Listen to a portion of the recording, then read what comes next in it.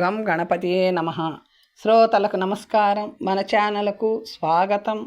శ్రీ భవిష్య మహాపురాణం 48వ భాగం. మహాకార్తీకి వ్రతము కళింగభద్ర కథ. శ్రీకృష్ణుని అనుగ్రహ భాషణం ఇంకా కొనసాగుతుంది. ఇలా పాండవాగ్రజ పూర్వకాలంలో మధ్యదేశంలో వృషాస్థల రాజ్యాన్ని పాలించే దిలీపుడను రాజుకు సర్వగుణ సంపన్న అయిన కళింగభద్రయ్యను రాణి ఉండేది. ఆమె దేవార్చన తత్పర అయి బ్రాహ్మణులకెల్లప్పుడూ దానాలిస్తూ ఉండేది. ఒకమారు ఆమె కార్తీక మాసంలో అర్థ సంవత్సర కృత్తికా వ్రతాన్ని సంకల్పించింది. ప్రత్యేక పారణలోనూ నిత్య పూజన దాన బ్రాహ్మణ భోజన ఆహ్వానాదులలోనూ తత్పర అయి ఉండేది. ఒకనాటి రాత్రి వ్రతానంతరము ఆమె పతితో కలిసి విశ్రాంతి తీసుకొనుచుండగా ఎక్కడి నుండో ఒక భయంకర సర్పం వచ్చి ఆమెను కాటు వేయగా ఆమె వెంటనే మరణించింది. మరుజన్మలో ఆమె ఒక ఆడు మేకగా జన్మించింది. అయినా వ్రత ప్రభావం వల్ల ఆమెకు పూర్వజన్మ స్మృతి ఉంది. ఈ జన్మలో కూడా తను కృత్తికా వ్రతాన్ని చేస్తానని నియమగ్రహణం చేసింది. మందకు దూరంగా ఉంటూ ఉపవాసం చేయసాగింది. ఒకనాడామె ఎవరి పొలంలోనో తిరుగాడుతుండగా దాని యజమాని వచ్చి పట్టుకొని తన ఇంటికి తీసుకువెళ్ళి గుంజకి కట్టేశాడు. విశిష్ట జాతస్మరుడైన అత్రి మహర్షి ఆ దారంటా వెళుతూ ఈ మేకను చూసి ఇది కళింగభద్రయేనని పోల్చుకొనిన వాడై ఆమెను బంధ విముక్తురాలిని చేశాడు. ఆమె పరుగున పోయి రేగు పత్రాలను తిని చల్లని నీటిని త్రాగి కృత్తికా వ్రత పారణం చేసింది. అత్రి మహర్షి ఆ మేకకు యోగ జ్ఞానాన్ని ఉపదేశించి తన ఆశ్రమానికి వెళ్ళిపోగా ఆ యోగేశ్వరి మరలా వ్రతాన్ని కొనసాగించి చివరకు దానిని సంపూర్ణంగా గావించుకొని యోగ బలం ద్వారా ప్రాణత్యాగం చేసింది. అనంతర జన్మలో ఆమె అహల్య గౌతములకు కూతురుగా పుట్టింది. ఇప్పుడు ఆమె పేరు యోగలక్ష్మి. గౌతముడు ఆమెను శాండిల్య మహర్షికిచ్చి వివాహం చేశాడు. ఆమె శాండిల్యుని ఇంట సరస్వతి స్వాహ శచి అరుంధతి గౌరీ రాజ్ఞి మహాలక్ష్మి మహాసతి వంటి మహోత్తమ సాధ్వీమణుల తేజస్సుతో సమానమైన వెలుగుతో విరాజిల్లసాగింది. బ్రాహ్మణులకు భోజనాలు పెడుతూ దేవతలకు పితరులకు అతిథులకు సత్కార్యాలు చేస్తూ ఇతర సత్కార్యాలు చేస్తూ ఉండగా ఒకనాడు ఆమె ఇంటికి వచ్చి ఆమెను చూడగానే ఆమె వృత్తాంతమంతా ఆకలింపు చేసుకున్న వాడై మహాభాగే యోగలక్ష్మి కృత్తికలెన్ని అని అడిగాడు అత్రి మహర్షి. వెంటనే యోగలక్ష్మికి తన కళింగభద్ర జన్మ కూడా గుర్తు వచ్చింది. మహాయోగి కృత్తికలు 6 అని బదులిచ్చింది. కానీ ఆమెకు మహాకార్తీకి విధానం ఇంకా పూర్తిగా గుర్తుకు రాలేదు. అప్పుడతి దయాళువైన అత్రి మహర్షియే ఆమెకు మంత్రసహితంగా కృత్తికా వ్రతాన్ని ఉపదేశించాడు. ఆమె ఆ వ్రతాన్ని ఆచరించి చిరకాలం సర్వ సంసార సుఖాలు అనుభవించి దేహాంతంలో మోక్షప్రాప్తి నందింది. ధర్మరాజా, ఇక ఈ వ్రత విధానాన్ని ఆకర్ణించు.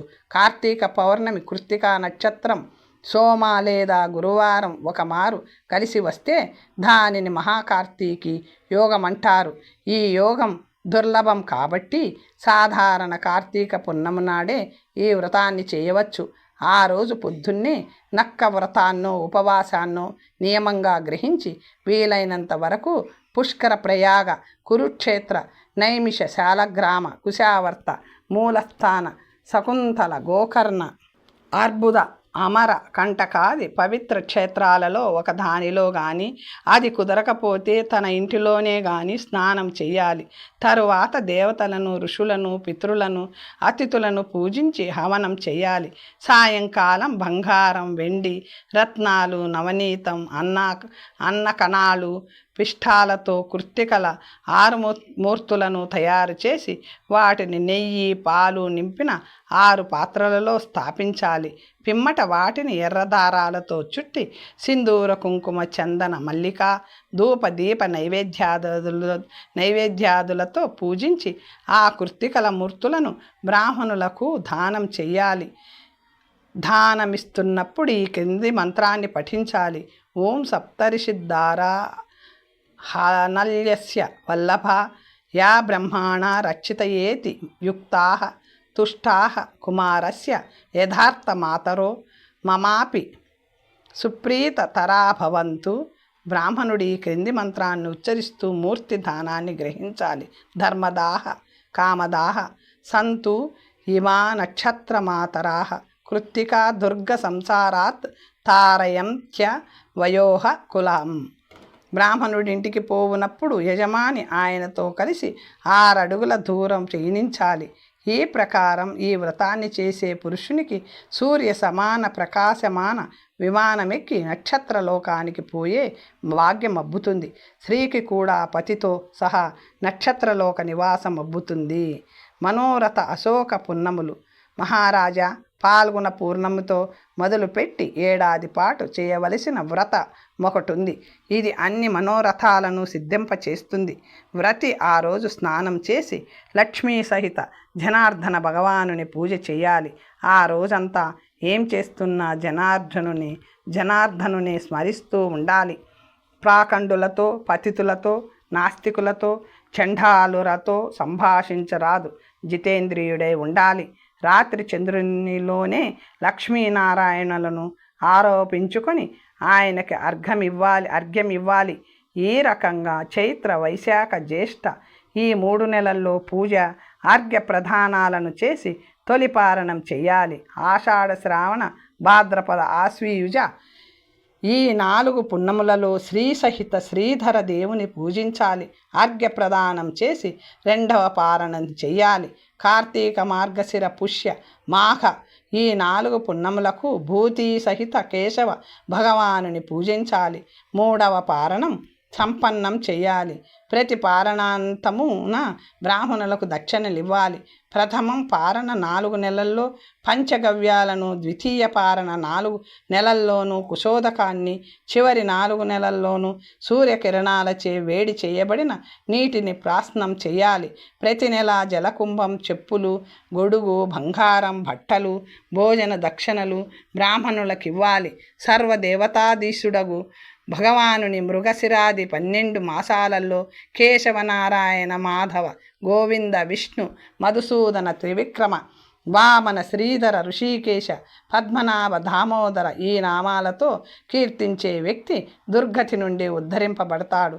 ప్రతి నెలలోనూ దానమిచ్చే సామర్థ్యం లేకపోతే సంవత్సరాంతంలో యథాశక్తి సువర్ణంతో చంద్రబింబాన్ని తయారు చేయించి ఫల వస్త్రాదులతో దానిని పూజించి బ్రాహ్మణునికి సమర్పించుకోవచ్చును. ఈ రకంగా వ్రతం చేసే పురుషునికి అనేక జన్మల దాకా ఇష్టమైనదేది దూరం కాదు. అతని మనోరథాలన్నీ పూర్తి కాగా బహుకాలం జీవించి నారాయణ స్మరణ చేస్తూ దివ్యలోకాలకి పోయే భాగ్యము అబ్బుతుంది. అశోక పూర్ణిమ వ్రతమును ఆచరించిన వారికి ఎప్పటికీ శోకం కలుగదు. పాల్గొన పూర్ణమి నాడు అన్ని అంగాలకు మట్టిని రాసుకొని నదిలో కానీ జలాశయంలో కానీ స్నానం చెయ్యాలి.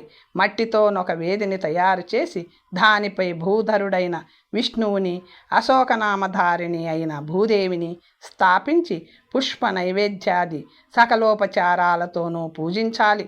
అనంతరం చేతులు జోడించి ఇలా ప్రార్థించాలి: హే ధరణీదేవి, నీవు సంపూర్ణ చరాచర జగత్తునే ధరించి భరిస్తున్నావు.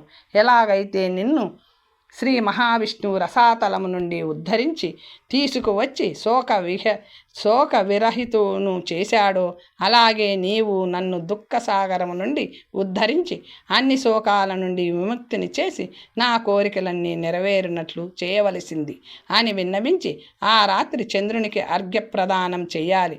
ఆ రోజు ఉపవాసం చెయ్యాలి. లేదా రాత్రి నూనె, ఉప్పు లేకుండా భోజనం చేయాలి. పాల్గొనం నుండి 4 మాసాలకొక పారణం చెయ్యాలి.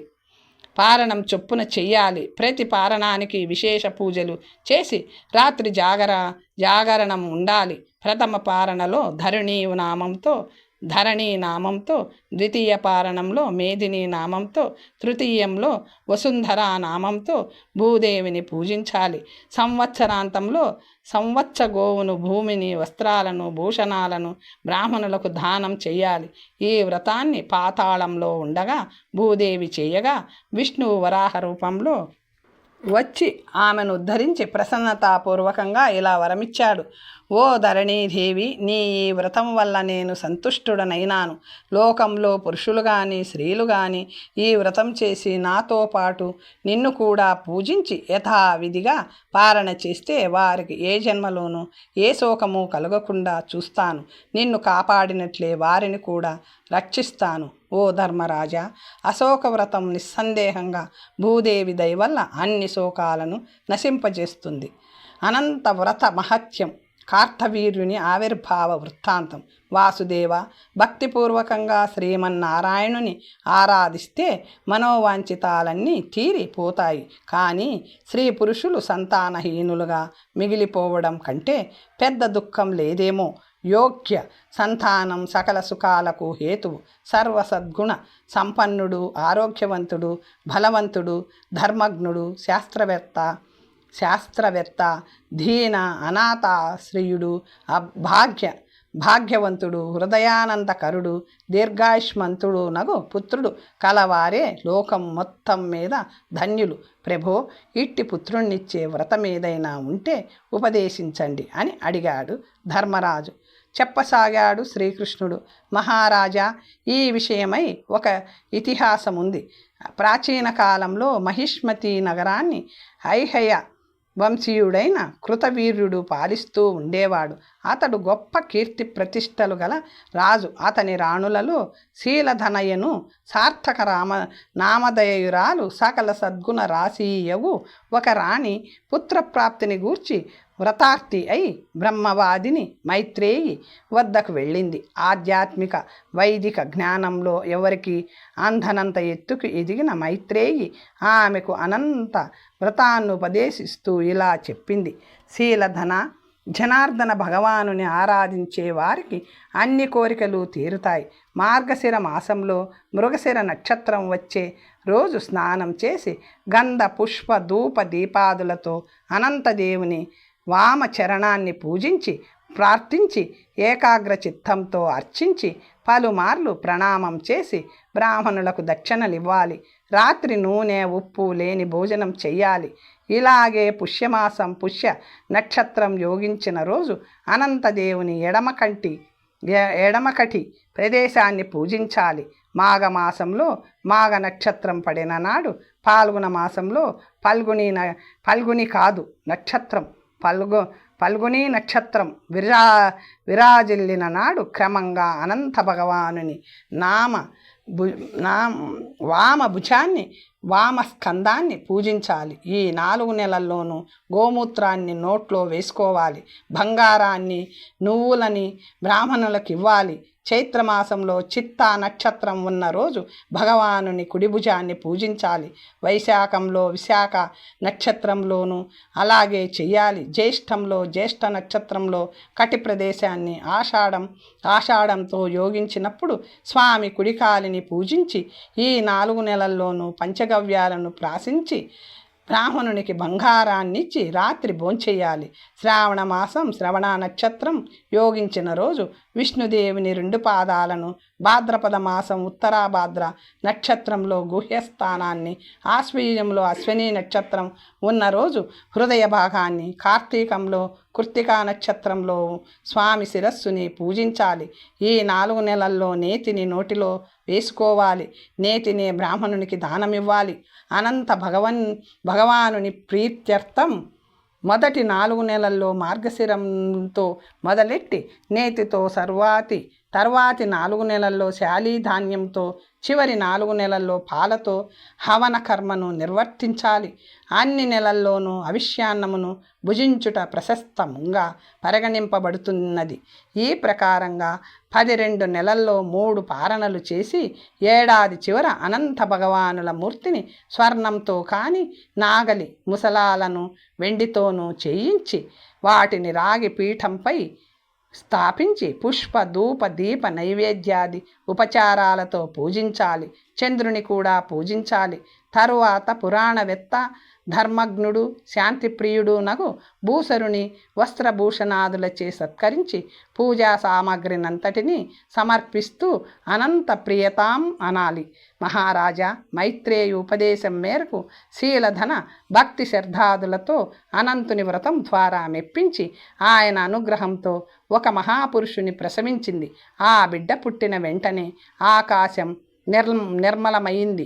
వాయువు మందంగా ఆనందదాయకంగా వీచింది. దేవదుందుబులు మ్రోగాయి. పుష్పవృష్టి కురిసింది. కృతవీర్యుడు తన పుత్రునికి అర్జునుడని పేరు పెట్టుకున్నాడు. అయితే అతనిని ఈ లోకం తండ్రి పేరుకి ఆది వృద్ధిని చేర్చి కలిపి కార్తవీర్యార్జునుడని పిలిచింది. అతడు చిన్న వయసులోనే గొప్ప తపస్సు చేసి విష్ణు భగవానుని అవతార స్వరూపమైన శ్రీ దత్తాత్రేయుని ఆరాధన చేసి ఆయన వద్ద ఇలా వరం పొందాడు. దత్తాత్రేయుడు ఇలా అన్నాడు: అర్జున, నీవు గొప్ప చక్రవర్తివి, సామ్రాట్టువు కాగలవు. నిన్ను దైవ సమానునిగా ఆరాధించేవారుంటారు. పొద్దున్న సాయంత్రము నమోస్తు కార్తవీర్యాయ అను మంత్రం వాక్యాన్ని ఉచ్చరించే వారికి నిత్య తిలధాన పుణ్యము లభిస్తుంది. నిన్ను స్మరించే పురుషునికి ఏనాడు ద్రవ్య నష్టం ఉండదు. భగవంతుని నుండి వరం పొందిన కార్తవీర్యార్జునుడు సప్తద్వీప అయిన వసుంధరను ధర్మబద్ధంగా పాలించాడు. అత్యంత సంపన్నుడైన సామ్రాట్ కావడం వల్ల భూరి దక్షిణలు అవసరమయ్యే యజ్ఞాలను చేశాడు. శత్రువులను జయించాడు. కాబట్టి ఓ యుధిష్ఠిర, మహారాణి శీలధరాదేవి చేసిన అనంత వ్రతం బహుదొడ్డది. ఆ వ్రతం వల్ల ఆమె దుఃఖాలన్నీ ఆరిపోయాయి. 7 జన్మల దాకా మంచి సంతానాన్ని పొందుతూనే ఉంది. ఉత్తమ సంతానానికి, ఐశ్వర్యానికి అనంత వ్రతం మంచిది దారి. మాష నక్షత్ర వ్రత మహత్యం. సాంబరాయణుని కథ. యుగపురుషుడవైన ఓ వాసుదేవ, ఐశ్వర్యాదులు లేకపోవడం వల్ల కలిగే బాధ కన్నా ఉన్నదానిని అనుభవిస్తున్న దానిని పోగొట్టుకుంటే కలిగే బాధ కొన్ని 100 రెట్లు ఎక్కువ. కాబట్టి హే పరంధామ, ఐశ్వర్యభ్రంశము ఇష్ట వస్తు వియోగము కలగకుండా చేసే వ్రతం ఏదైనా ఉంటే ఉపదేశించండి అని అడిగాడు క్షత్రియోత్తముడు. చెప్పసాగాడు దేశికోత్తముడు: ధర్మరాజా, నీ బాధ నాకు అర్థమైంది. ఇలాంటి బాధ నుండి విముక్తిని కోరే శ్రేష్ఠ పురుషులు 12 మాసాలలో 12 నక్షత్రాలలో భగవానుడైన అచ్యుతుని వివిధ ఉపచారాలతో పూజించాలి. ఈ నక్షత్ర వ్రతాన్ని కార్తీక మాసంలో కృత్తికా నక్షత్రంలో మొదలుపెట్టి అలాగే మృగశిర పుష్య మాఘ ఈ 4 నెలల్లో కిచడీని భోగమిచ్చి దానితోనే బ్రాహ్మణులకు భోజనాలు పెట్టాలి. పాల్గొనాది 4 నెలల్లో ఆయా నక్షత్రాల్లో సంయావ అంటే కర్జికాయల నైవేద్యం పెట్టాలి. అలాగే ఆషాఢాది 4 నెలల్లో ఆయా నక్షత్రాల్లో పాయసాన్ని నైవేద్యం పెట్టాలి. వ్రతి పంచ గవ్యాలను ప్రార్థన చేసి భక్తిపూర్వకంగా నారాయణుని అర్చించి ఈ విధంగా ప్రార్థించాలి: నమో నమస్తేచ్యుత మే క్షయోస్తు పాపస్య వృద్ధిం సముపైతు పుణ్యం ఐశ్వర్య విత్తాది తథా క్షయం మే క్షయంచ మా సంతతి రభ్యుపైతు యథాచ్యుత స్త్వం పరతః పరస్మాత్ సబ్రహ్మభూతాః పరతః పరమాత్మ తథాచ్యుతమే కుర్వాంచితం త్వం హరస్వ పాపంచ తథా ప్రమేయ అచ్యుతానంత గోవింద ప్రసీద యద బీపిచ్చతం తదక్షయ మమే ఆత్మాన్ కురుష్వ పురుషోత్తమ. అచ్యుత, మీకు అసంఖ్యాక నమస్కారములు. నా పాపాలన్నీ నశించాలి, పుణ్యాలు వృద్ధి పొందాలి, నా ఐశ్వర్య విత్తాదులు అక్షయం కావాలి, నా సంతానానికే కష్టము కలుగరాదు. మీరు ఎలాగైతే పరబ్రహ్మ అచ్యుత పరమాత్మగా నిలిచి ఉన్నారో అలాగే నా భక్తిని అచ్యుతం చెయ్యండి, నా పట్ల ప్రసన్నులు కండి అని దీని భావం. అనంతరం రాత్రి భగవంతుని ప్రసాదాన్ని స్వీకరించాలి. సంవత్సరం పూర్తి అయిన తరువాత అచ్యుత భగవానులను మేల్కొలిపి నేతితో నింపిన తామ్ర పాత్రను దక్షిణతో సహా బ్రాహ్మణునికిచ్చి అచ్యుత ప్రియతాం అని పలకాలి. ఇలా 7 సంవత్సరాలు నక్షత్ర వ్రతాన్ని చేసి చివర్లో అచ్యుత దేవుని స్వర్ణ ప్రతిమను నిర్మింపచేసి స్థాపించి దానికెదురుగా పరమ భక్తురాలు పతివ్రత బ్రాహ్మణీయగు సాంబరాయణీ దేవి యొక్క వెండి మూర్తిని తయారు చేయించి స్థాపించాలి. పిమ్మట వారిద్దరిని గంధ పుష్పాదులతో పూజించి క్షమా ప్రార్థన చేసి మొత్తం పూజా సామగ్రిని బ్రాహ్మణునికి ఇచ్చివేయాలి. ఈ ప్రకారంగా శ్రద్ధాపూర్వకంగా ఈ వ్రతాన్ని ఆచరించి అచ్యుత భగవానుని పూజించిన వారికి ధన సంతతి ఐశ్వర్యాదులెప్పటికీ క్షయం చెందవు, ఎన్నటికీ క్షీణించవు. వారి సమస్త అభిలాషలు తీరుతాయి. కాబట్టి సర్వదా అక్షయ ప్రాప్తి కావాలంటే మనుష్యుడు ఈ మాస నక్షత్ర వ్రత పాలనం చెయ్యాలి. ధర్మజుని అభ్యర్థన మేరకు సాంబరాయణి వృత్తాంతాన్ని చెప్పసాగాడు చెన్నకేశవుడు. ఇలా పురాతన కాలం నుండి స్వర్గంలోనే ఉన్న ఒక సిద్ధశ్రీ, ఈమె గొప్ప తపోధన కఠిన వ్రతాచరణకు కాణాచి. ఆ కాంత దేవతల మొత్తం జగత్తులో ఎవరికే సందేహం వచ్చినా తీర్చగల పాండిత్య దిగ్గంతి. ఆ బ్రాహ్మణి ఒకనాడు దేవేంద్రుడు బృహస్పతిని తనకంటే ముందా పదవికి వచ్చిన అందరూ ఇంద్రుల విశేషాలు వినగోరి అడిగారు. బృహస్పతి కొందరి గురించైతే చెప్పగలనన్నాడు. తాను బృహస్పతిగా రాకముందలి ఇంద్రుల చరితలు తాను చెప్పలేనన్నాడు. అయితే అలా చెప్పగల వ్యక్తి ఒకే ఒకరున్నారని, ఆమె సాంబరాయణి అని మార్గం తెలిపాడు. బృహస్పతిని తోడు తీసుకొని సాంబరాయణి వద్దకు స్వయంగా వెళ్ళాడు దేవేంద్రుడు. ఆమె సంభ్రమంగా లేచి నిలబడి మిక్కిలి వినయ విధేయతలతో వారిద్దరినీ సత్కరించి అర్ఘ్యాదులతో పూజించి కుశల ప్రశ్నలు అడిగింది. ఆ తరువాత బృహస్పతి ఆమెకు దేవరాజు అభ్యర్థనను వినిపించాడు. ఆమె ఇలా చెప్పసాగింది. అదృష్టవశాత్తు నేను మనువులను, దేవ సృష్టులను, సప్తఋషులను చూచి ఉన్నాను. మనుపుత్రులు, మన్వంతరాల చరిత్రలు నాకు తెలుసు. మీరడిగినదేదైనా సరే చెప్పగలగడం నా భాగ్యంగా భావిస్తాను. స్వయంభువ, సర్వోచిష, ఉత్తమ, తామస, రైవత, సాక్షుష మున్నగు మనువులు కథలను, ఆయా మన్వంతరాల్లో ఇంద్రులైన వారి వివరాలను అడిగాడు దేవరాజు. ఆమె అన్ని వివరాలను, వృత్తాంతాలను సంపూర్ణంగా చెప్పింది. ధర్మజ, వానన్నిటిలోకి ఆశ్చర్యకరం శంకుకర్ణుని కథ. ఇతడొక గొప్ప ప్రతాపవంతుడైన దైత్యుడు. అతడు లోక పాలకులందరినీ గెలిచి నిర్భయంగా ఇంద్రుని భవనంలో ప్రవేశించాడు. ఇతనిని చూడగానే అప్పటి ఇంద్రుడు భయపడి కనుమరుగు కాగా శంకుకర్ణుడు తిన్నగా పోయి ఇంద్రుని సింహాసనంలో కూర్చున్నాడు. సరిగ్గా అదే సమయానికి దేవతలతో సహా శ్రీ మహావిష్ణువు అక్కడికి వచ్చేశాడు. ఆయనను చూడగానే ధన్యోస్మి అంటూ సింహాసనం నుండి లేచి నిలబడిన శంకుకర్ణుడు విష్ణువునకు ఎదురేగి ఆయనను ఆలింగనం చేసుకున్నాడు. అతని ఇంగితాన్ని పసిగట్టిన భగవంతుడు తానే అతనిని మరింత గట్టిగా ఆలింగనం చేసుకొని కౌగిలి పట్టు బిగించి ఎముకలు నుజ్జు గావించడంతో శంకుకర్ణుడు భయంకర శబ్దాలు చేస్తూ మరణించాడు. వెంటనే ఎక్కడో దాక్కున్న ఇంద్రుడు వచ్చి విష్ణువును పలు విధాలా స్తుతించాడు. దేవేంద్ర, ఈ సంఘటనను నేను స్వయంగా చూశాను అందామె. ఇన్ని యుగాల పాటు నీవు స్వర్గంలో ఎలా ఉన్నావు? నీకు అక్షయ స్వర్గ నివాస ప్రాప్తి ఎలా కలిగింది అడిగాడు ఇంద్రుడు. దేవరాజా, నేను ప్రతి మాసము మాస నక్షత్ర వ్రతాన్ని సంపూర్ణంగా 7 ఏళ్ల పాటు ఆచరించాను. ఇదంతా దాని పుణ్యఫలమే. పురుషుడు కానీ స్త్రీ కానీ స్వర్గవాసం, ఇంద్ర పదవి, ఐశ్వర్యం, సంతతి మున్నగునవి అక్షయంగా కావాలనుకుంటే ఆవశ్యం ఈ వ్రతం ద్వారా మహావిష్ణువును ఆరాధించాలి. 4 పురుషార్థాలను ఈయగలవాడు నారాయణుడే. ధర్మజ, దేవరాజు దేవగురువు కూడా సాంబరాయణీ దేవికి కృతజ్ఞతలు చెప్పుకొని తమ నిలవులకు పోయి వీలైనంత వేగంగా మాస నక్షత్ర వ్రతాన్ని చేయడం మొదలుపెట్టారు. వైష్ణవ, శైవ నక్షత్ర పురుష వ్రతాలు. స్త్రీ పురుషులు ఉత్తమ రూపాన్ని అనగా సర్వాంగ సుందర శ్రేష్ఠ రూప ప్రాప్తిని ఏ కర్మ ద్వారా పొందగలరని ధర్మజుడు అడుగగా శ్రీకృష్ణుడు ఇలా చెప్పాడు. మహారాజా, ఒకప్పుడు ఇదే విషయాన్ని అరుంధతీదేవి వశిష్ఠ మహర్షిని అడుగగా ఆయన ఇలా అన్నాడు. ప్రియా, విష్ణు భగవానుని ప్రార్థించనిదే ఎవరికి ఉత్తమ రూపు లభింపదు. నక్షత్ర స్వరూపుడైన విష్ణుదేవుడే రూప ఐశ్వర్య సంతానాది కోరికలన్నిటినీ ఈదేర్చగలడు. అరుంధతి అభ్యర్థన మేరకు వశిష్ఠుడు ఆమెకు చెప్పిన వ్రత విధానం ఇది.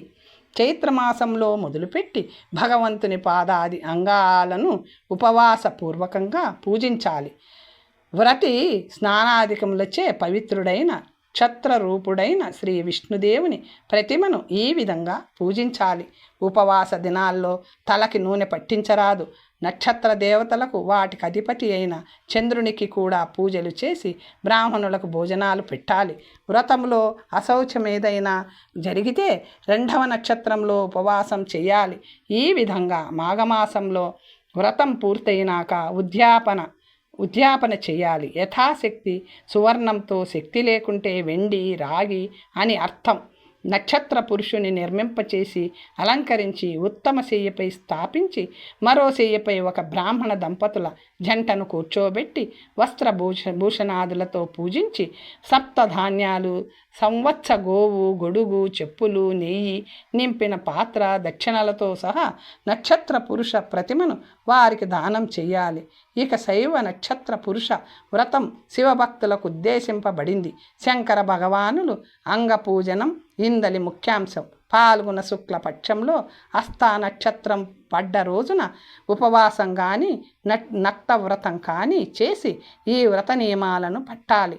రాత్రి శివపూజను చెయ్యాలి. హస్తాది 27 నక్షత్రాలలో క్రమంగా పరమశివుని 27 నామాలను చదువుతూ క్రమంగానే పాదాలను శిరస్సు దాకా అంగపూజనం చెయ్యాలి. రాత్రి తైలం లవణం లేని భోజనం చెయ్యాలి. ప్రతి నక్షత్ర పూజ నాడు 1 సేరు బియ్యం, 1 సేరు నెయ్యి పాత్రలతో పోసి బ్రాహ్మణునికి దానమివ్వాలి. చివరి పారణలో బ్రాహ్మణులను భోజన దక్షిణాదులతో సంతుష్టులనుగా చెయ్యాలి. శివపార్వతుల సువర్ణ ప్రతిమను చేయించి దానిని ఒక ఉత్తమ శయ్యపై స్థాపించాలి.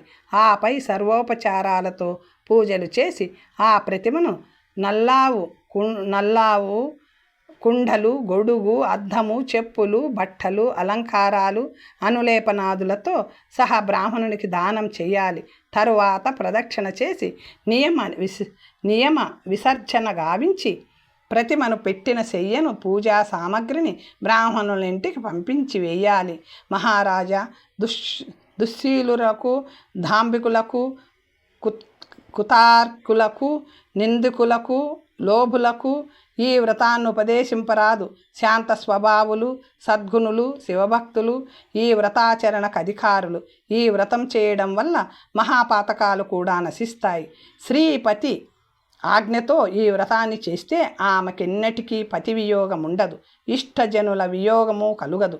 ఈ వ్రతాన్ని గూర్చి విన్నవారి, చదివినవారి పితరులు నరకం నుండి ఉద్ధరింపబడతారు. భగ్నవ్రత ప్రాయశ్చిత్త విధి. శ్రీకృష్ణదేవ, మరి ఈ నక్షత్ర వ్రతాలు బహుకాల వ్యాపకాలు కదా.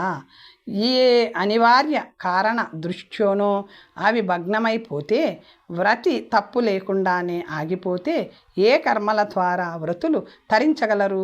జగద్గురుడవు, సర్వజ్ఞుడవు నగు నీవే చెప్పగలవు, ఆదేశించు అని ప్రజాక్షేమ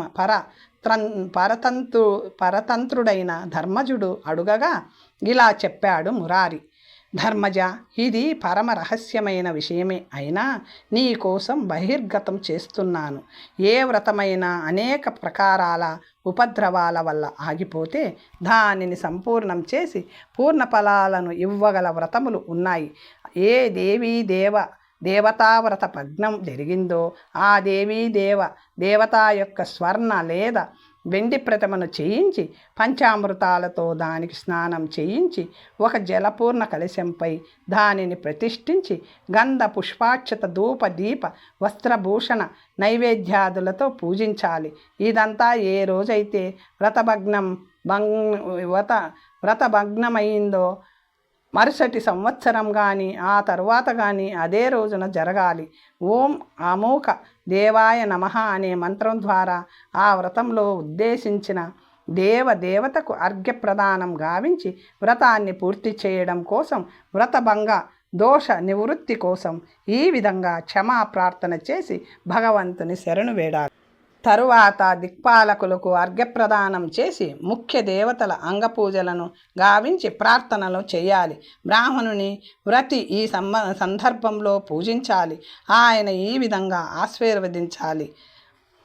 యజమాని బ్రాహ్మణుని సాధారణంగా వీడ్కొల్పి ఈ సామాగ్రినంతటిని ఆయన ఇంటికి పంపించేయాలి. తరువాత పంచయజ్ఞ క్రియానంతరం భోంచెయ్యాలి.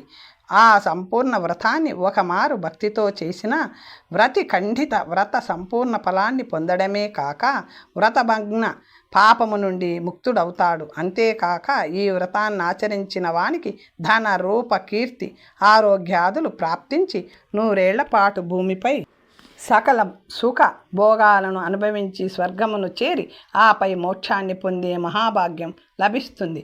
మహారాజా, ప్రాయశ్చిత్త రూపకమైన ఈ సంపూర్ణ వ్రతాన్ని పరమ ప్రసన్నుడై నన్ను అనుగ్రహించి గర్గ మహర్షి నాకు ఉపదేశించాడు, నా చేత చేయించాడు కూడా. జన్మాంతర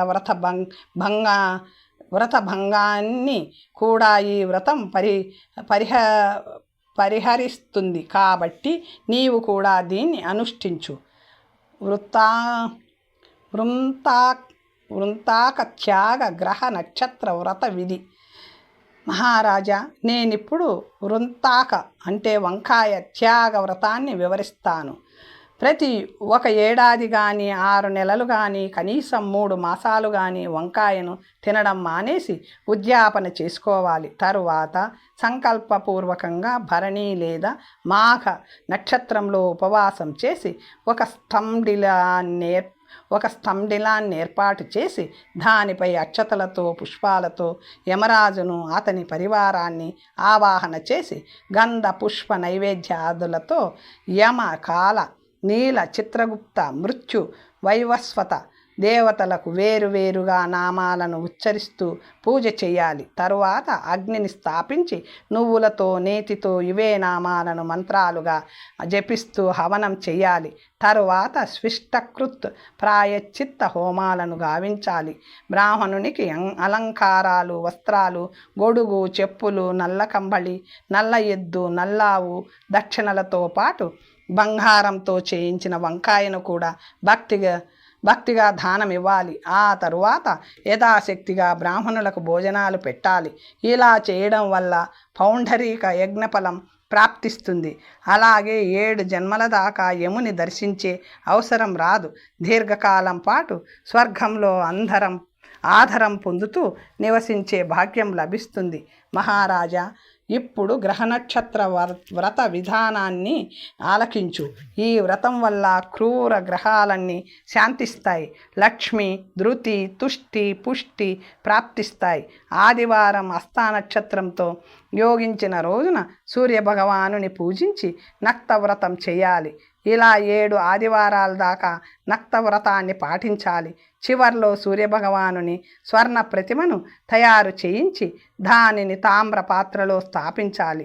తరువాత దానికి నేతితో స్నానం చేయించి రక్తచందనం, ఎర్రపూలు, ఎర్రపు రంగు బట్టలు, ధూప దీపాదులతో పూజించి లడ్లు భోగాన్ని చేయించాలి. చెప్పులు, గొడుగు, 2 రక్తవస్త్రాలు దక్షిణలతో పాటు ఆ ప్రతిమను బ్రాహ్మణునికి దానం చేయాలి. ఈ వ్రతం చేయడం వల్ల ఆరోగ్యం, సంపత్తి, సంతానం, వృద్ధి సమకూరపడతాయి. చిత్త నక్షత్రయుక్త సోమవారం నాడు ప్రారంభించి 7 సోమవారాల దాకా నక్తవ్రతం చేసి చివర్లో చంద్రుని యొక్క వెండి ప్రతిమను తయారు చేయించి వెండి లేదా కంచు పాత్రలో స్థాపించి శ్వేత వస్త్రాదులతో దానిని పూజించాలి. దధ్యోజనంతో భోగం చేసి చెప్పులు, గొడుగు, దక్షిణలతో సహా ఆ ప్రతిమను బ్రాహ్మణునకు సమర్పించాలి. తరువాత శక్తి కొలది బ్రాహ్మణులకు భోజనాలు పెట్టాలి. ఈ వ్రతం వల్ల చంద్రుడు ప్రసన్నుడవుతాడు. ఆయన ప్రసన్నుడైతే మిగతా గ్రహాలన్నీ ప్రసన్నమవుతాయి.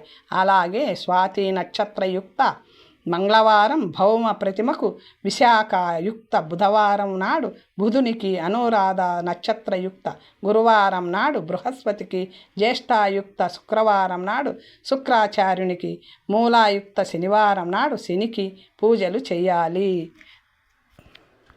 తర్వాత కథ వచ్చే భాగంలో తెలుసుకుందాం. నమస్తే.